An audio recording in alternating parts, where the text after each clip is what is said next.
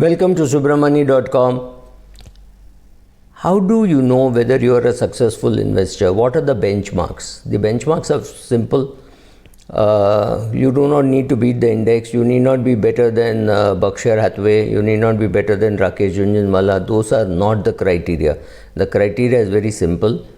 You have to meet your goals, right? Once you meet your goals, once you can sleep well, you are a successful investor. I'll give you some more conditions. Third is, if you think your family can sleep well after your death, which means you've got your will in place, you've got your other documentation in place, you have got your asset allocation right, even if you die, then you have done a great job. Or you have taught your wife, you have taught your children how to do your asset allocation once you are not there on earth.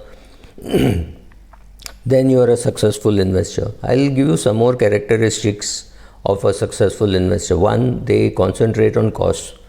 You have to see what is the cost at which you are investing, whether you are getting worth for it. You have an IFA, see how much is costing you and see how is being compensated. Not knowing how your IFA is being compensated is a crime.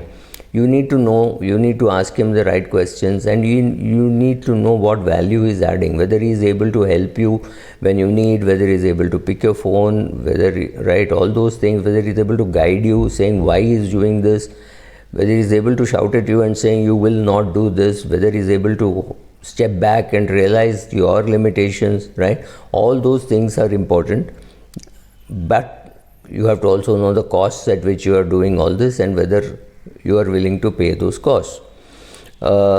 Keep your bigger picture in mind. It does not matter really how well your mutual fund is doing if you're losing money in some other deposit scheme, right? Some chit fund where you put money, then it will really hurt you. Your mutual fund cannot bat for everybody else in your portfolio. Don't put so much pressure on your mutual fund and get very frustrated saying, I'm not getting 22% return. You will not get. Going forward, it will be even more difficult to get into double digits, right? So remember all that, remember the limitations, but keep the bigger picture in mind. The real smart investors defer taxes. So even if you're 35 years of age, if you put money in say a ultra short bond fund and you withdraw it only when you're 75, what you have done very smartly is defer taxes by 40 years. Now that's not something small.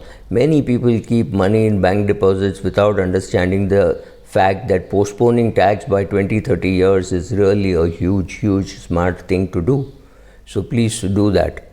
Most big investors keep it simple, which means 80-90% of the money gets invested in their own business or post selling off a lot in index funds or in funds chosen by their advisor.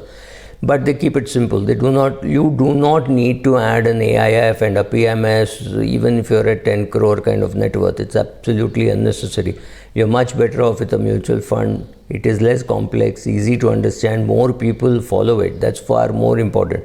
Even if you have 2 crores or 5 crores in say an iPro Discovery fund, you don't have to worry because so many others are invested 5,000, 10,000, 500, whatever on an SIP basis, right? So with so many people there, it's a good chance that it will get monitored by the whole world, not by you alone. That is not an advantage available to the people in the PMS. Their fund may not be analyzed by anybody except themselves, and then you could be biased, right? You have to have the discipline. Most good investors have the discipline that, for example, I knew one promoter who would sell on the 7th of every month, he would sell his shares. This is something which we had discussed earlier.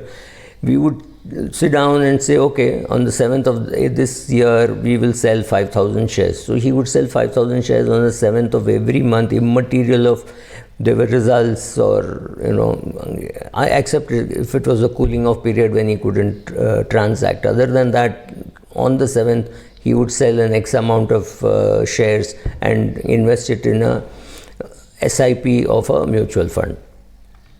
These people then follow the money. They see how when the advisor is being compensated, because not knowing that doesn't make sense. So do that. In many cases, many of these so-called men do not involve their family in the whole process. So in such cases, it's important that you trust the advisor and you introduce the advisor to the family, so that in case something happens, they would know what should be the next steps to take. Thank you.